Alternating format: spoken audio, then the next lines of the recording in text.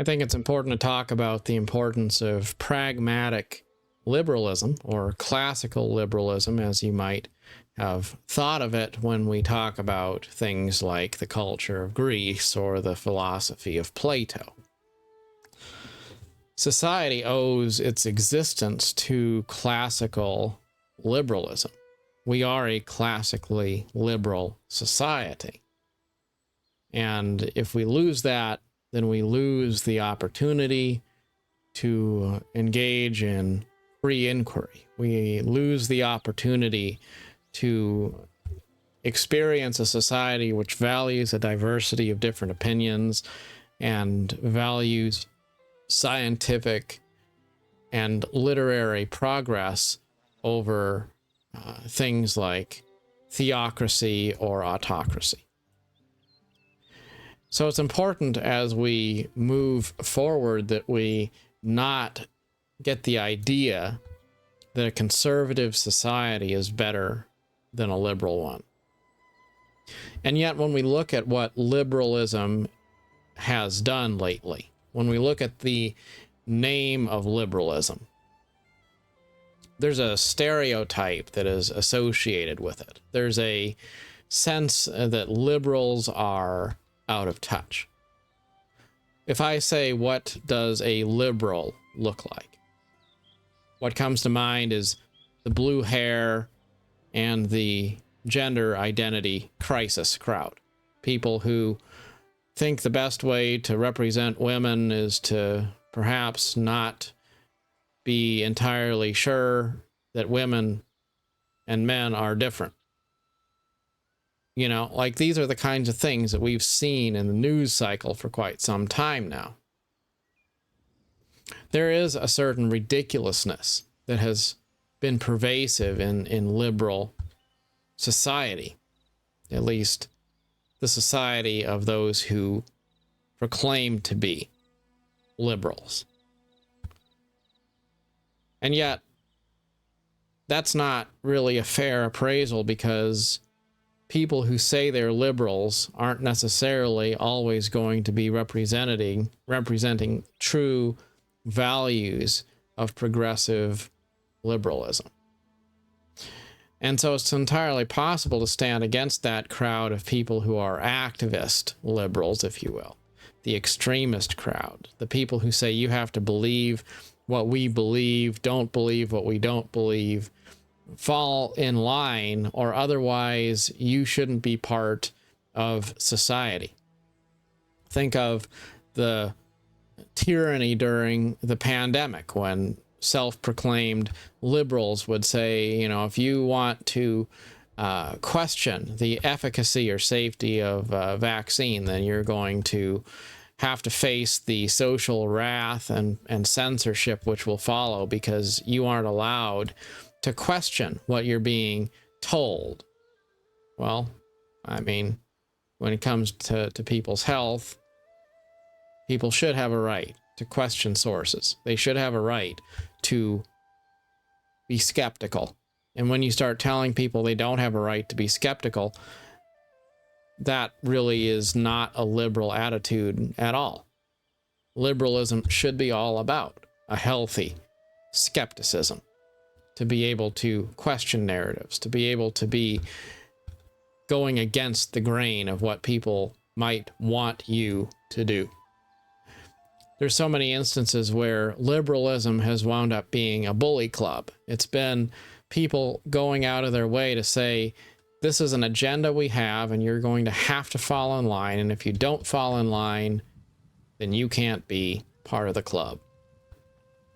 And that's not something that is helpful to anybody, but it's also not liberalism. It might exist under the banner of liberalism, but it really isn't classical liberalism, which is defined by free thought, free expression of ideas, free inquiry. So what happens when people who should be representing liberal philosophy fail to do so? When they become mired in some sort of special interests, when they start being corrupt or manipulative, or they start doing harm in the name of their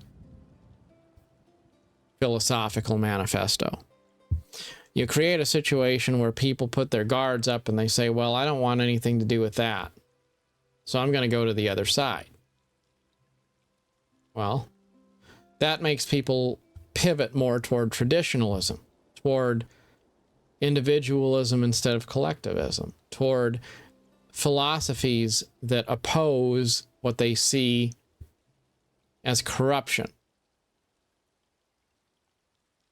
The only problem with that is traditional values aren't necessarily the solution.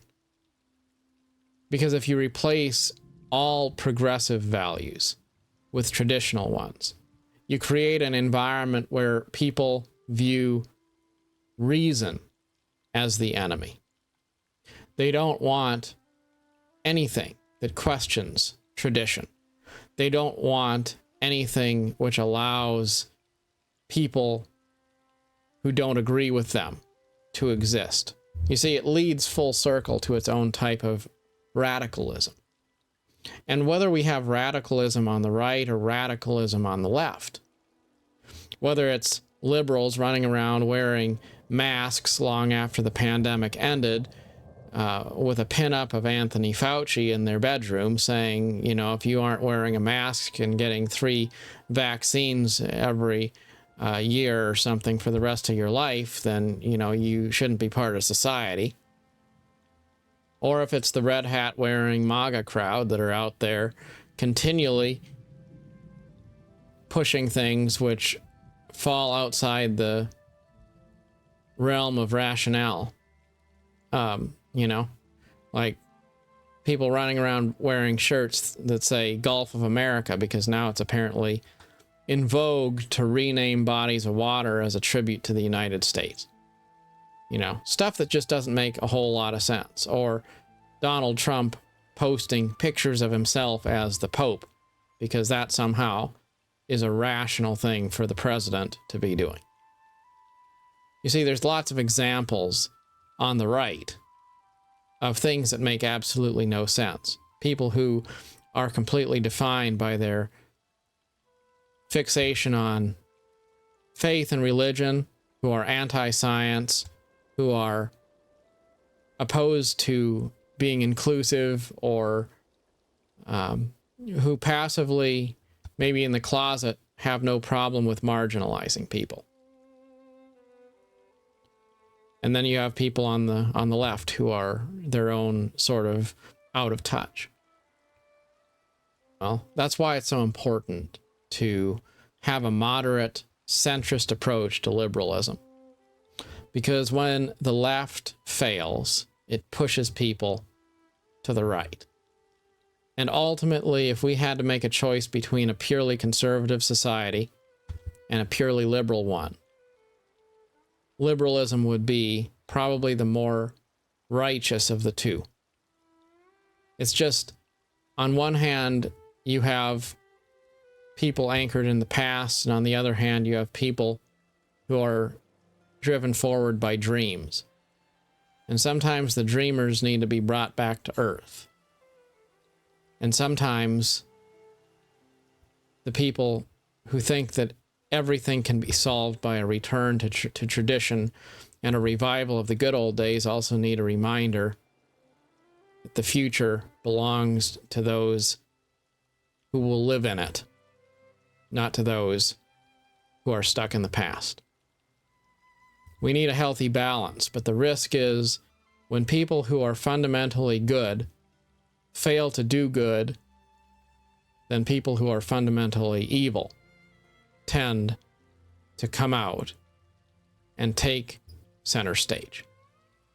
So now probably the best thing we can do is focus on being moderate in our messaging, in being thoughtful and inclusive of both sides of every argument. We need to make a point to revive the pragmatic liberalism which reaches across and connects both sides of the aisle. Because there is no winning scenario where either side winds up winning completely and entirely at the expense of everyone else. We need to understand that we are charged with a stewardship we can't afford to let go, and that is the flame of classical liberalism, which has flowed through many societies all the way back to Greece and Rome, through the British Empire and Western civilization as we know it today. That flame which gave birth to innovations like the printing press and industrialization and free markets, all of the things that give us the ability to today enjoy a quality of life that's higher than any other generation in history, probably. We need to preserve that. And the best way we can preserve that is by remembering that we do not exist in a vacuum and we need each other.